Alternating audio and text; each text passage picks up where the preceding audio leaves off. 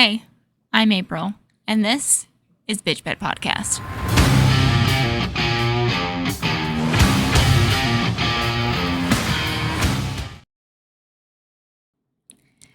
Hey, what's up, everybody? Welcome back, or welcome to the podcast. I hope everybody had a good month, and if not, I hope your next month is better and brings you all the things that you're hoping this month did. I'm going to be completely honest with you.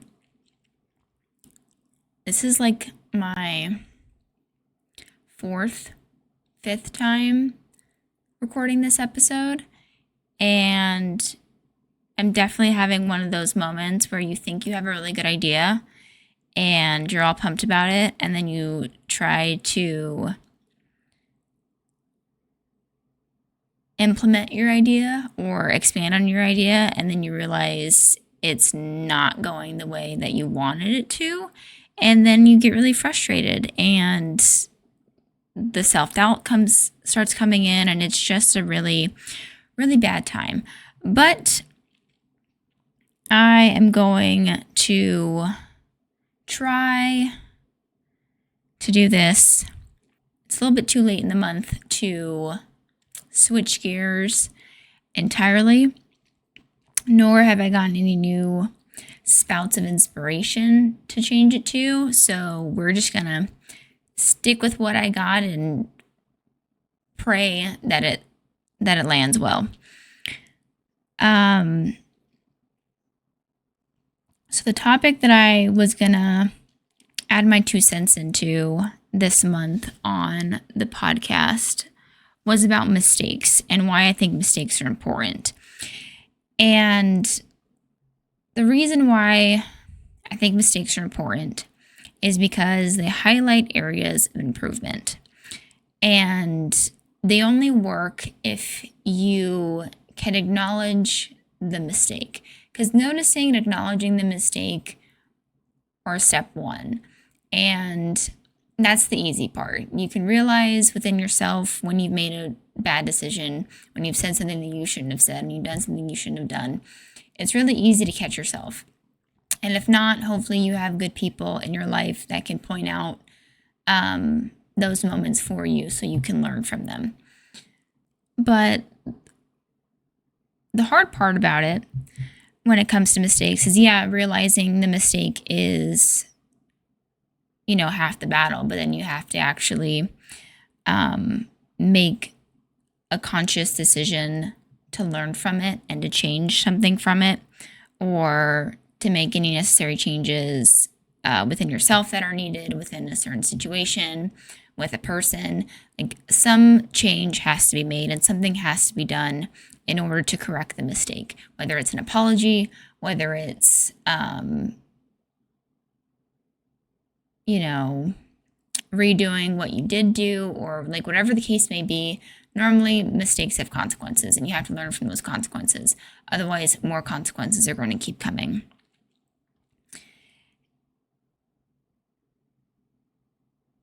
And sometimes you can realize you're making a mistake while you're making it.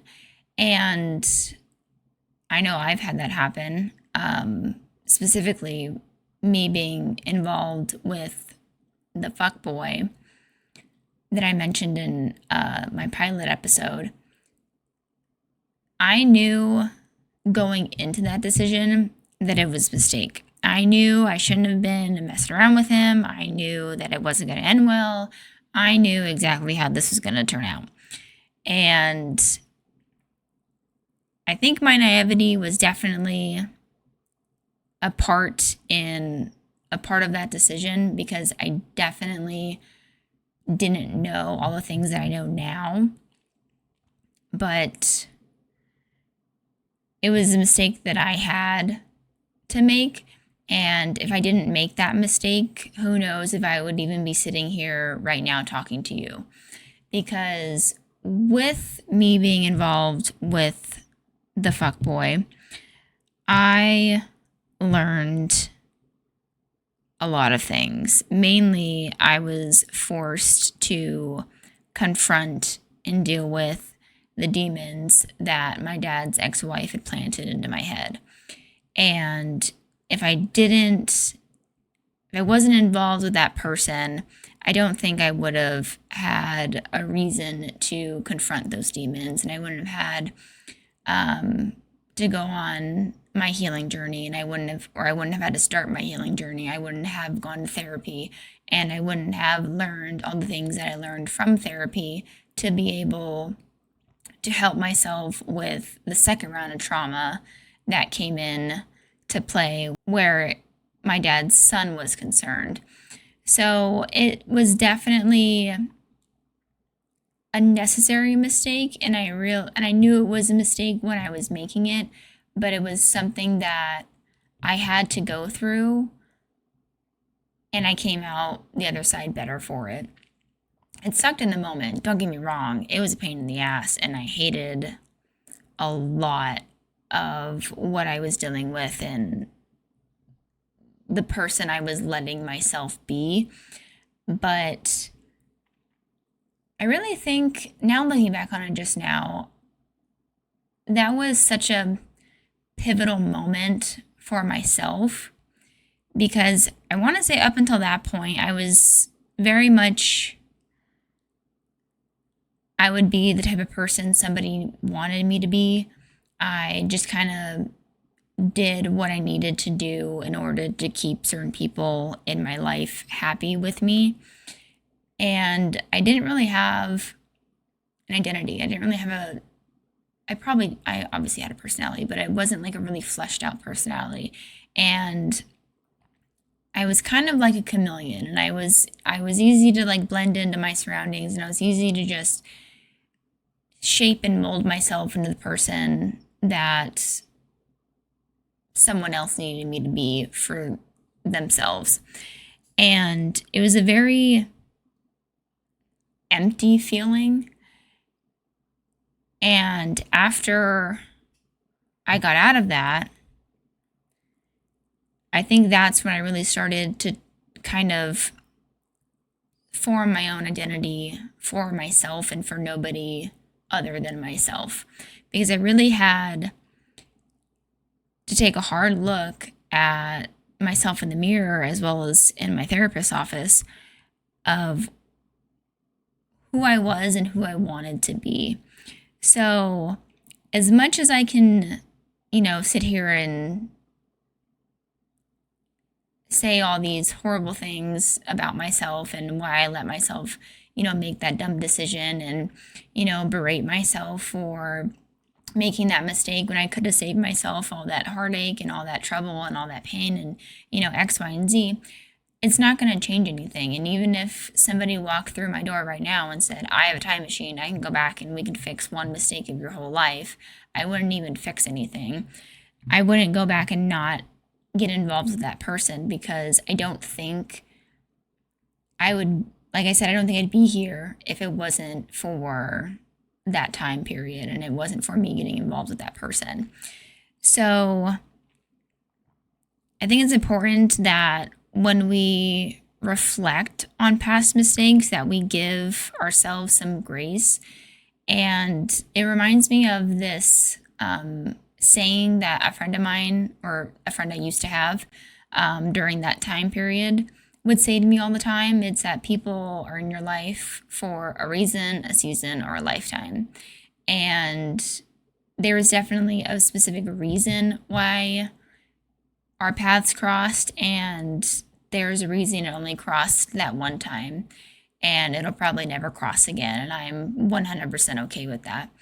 But I wouldn't have learned the lessons that I've learned since then if I didn't let myself make that mistake.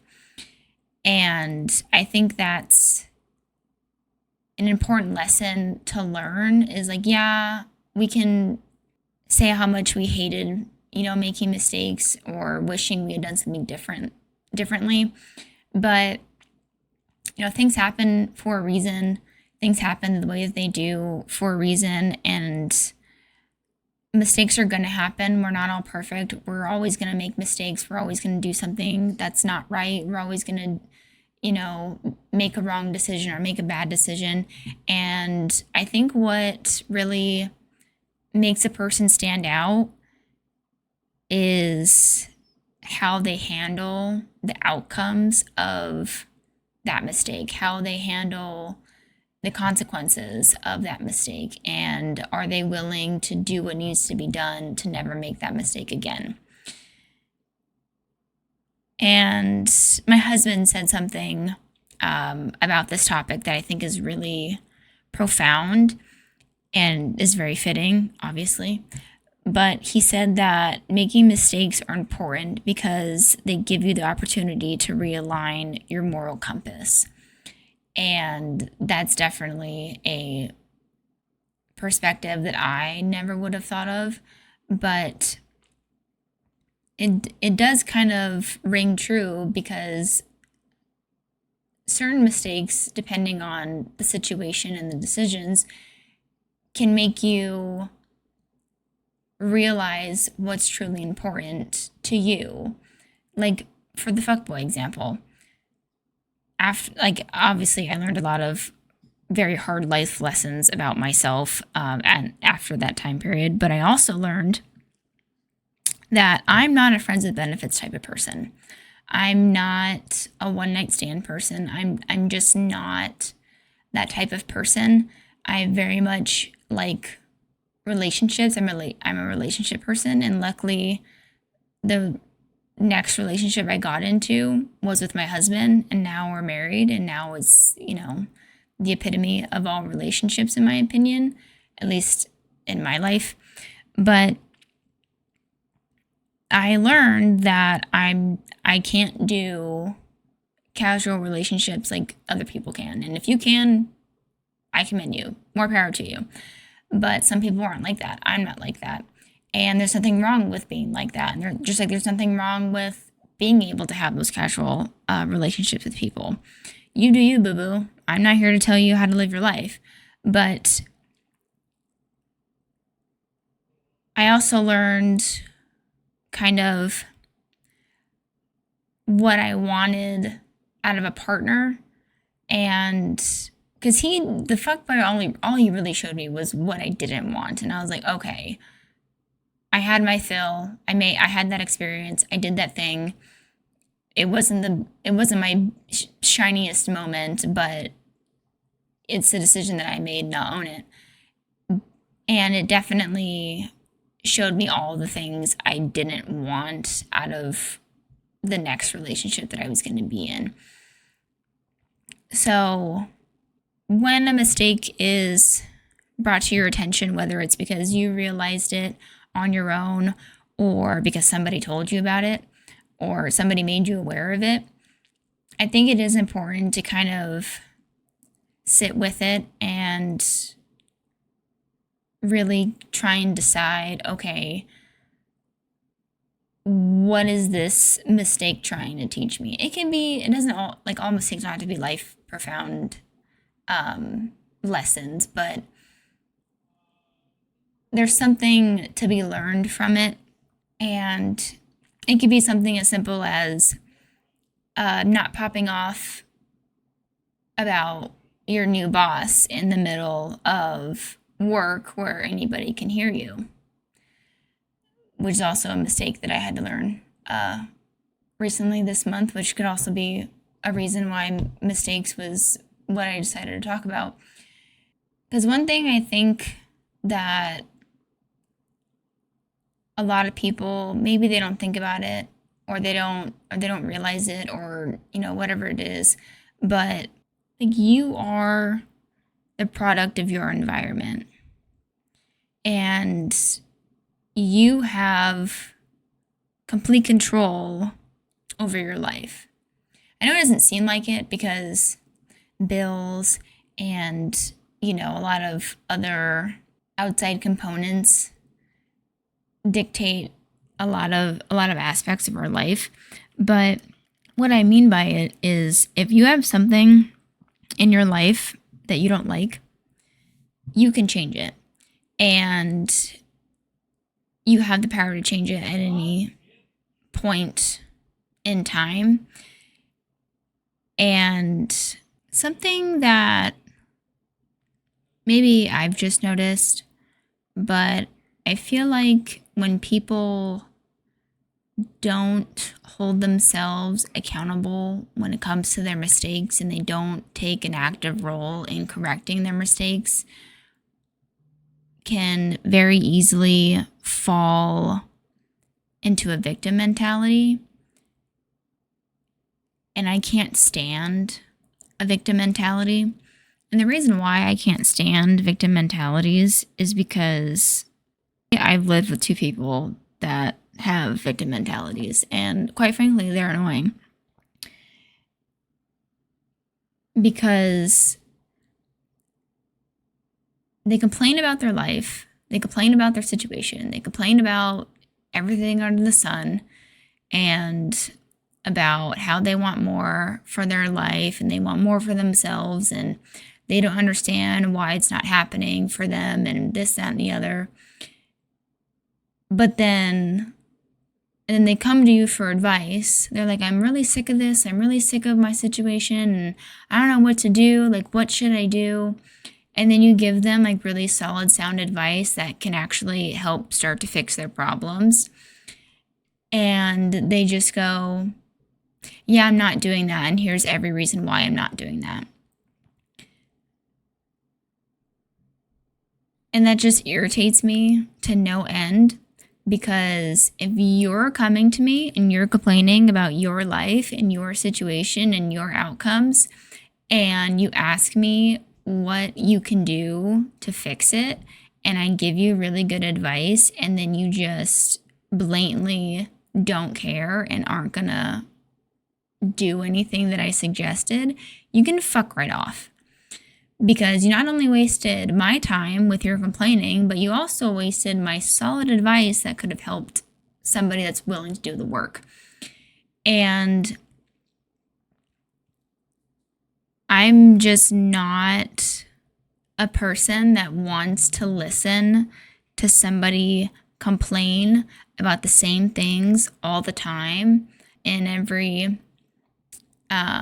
interaction I have with them, and they're just complaining about the same things, but making no decisions to get them out of their situation or their predicament. I have no time for that. I have no energy for that, because to me, that just means you just want to sit there and throw a pity party and hope and pray somebody's going to walk in through the door and fix all your problems for you. And that's just not realistic. And nor am I going to be someone's savior in that aspect. Like, I'm not just going to walk up to these people with victim mentalities, be like, I'm going to solve all your problems for you, because no, I'm not. I've said this before, I'll say it again, and I'll probably keep saying it for as long as this podcast is around. No one's going to fix your problems for you. Absolutely no one. Not because they don't want to, but mainly because they physically can't. If you have a problem, outside people and people around you can only do so much to help with your problem, but you still have to be the one that rolls your sleeves up and gets down to the nitty gritty of why you're having this problem and figure out how to fucking fix it. No one can do that for you. People can offer advice and they can offer support and they can offer different ideas and different takes, but none of that matters until you decide, okay, I'm going to fix this. I'm going to do this. Because it really honestly takes, everybody has their own limits. Everybody has, the fuck it, I'm done moment in any problem. But it really takes it to when you're at your limit and you're like, I'm fucking tired of this. I'm tired of my life in this aspect. I'm tired of having this same problem. I'm tired of doing the same thing all the time. And you can be tired of those things, but if you don't do anything to change it, nothing's going to get done. Nothing's going to get fixed. It's just going to be the same thing. And all you're going to do is continue complaining about it. So when it comes to mistakes, understand that you're going to have them. You're going to make them. You're going to have people in your lives that make them when it involves you. But I would just suggest that you make sure that you can learn from your mistake and you can do something differently next time, and that you back up what you say. Like if you say you're going to make XYZ changes and you're not going to make that mistake again, make sure that you actually back up what you're saying. And what I mean by that is I've always and probably will always be a very firm believer that actions speak louder than words. But I will also say in the same breath that words carry weight because they do in their own respect. But in situations like this, if the actions and the words don't match or align, it's the actions that will always prove why the words mean nothing. Because you can say, I'm going to make this change. I'm going to do this. I'm going to fix this. I'm going to do X, Y, Z. I'm going to. You know, you can say all the pretty words in the world, but if your actions don't back up what your mouth is saying, no one's going to believe you. And no one's going to take you seriously in situations where if you didn't make a mistake and you say you're going to fix it, but you haven't fixed any of the other past mistakes that have been brought to your attention, no one's going to believe you're going to fix this one. Because saying things will only get you so far. And after a while, if your actions aren't proving what your mouth is saying, it's not going to get you far at all. Everybody learns differently. Everybody learns at their own pace. Everybody reaches their own limit, like I said earlier. Everybody's going to tackle their own mistakes in their own way. But I just hope that you can tackle it in such a way that makes it so you never have to make the same mistake twice. And that people will believe you when you say that you're not going to make that mistake again.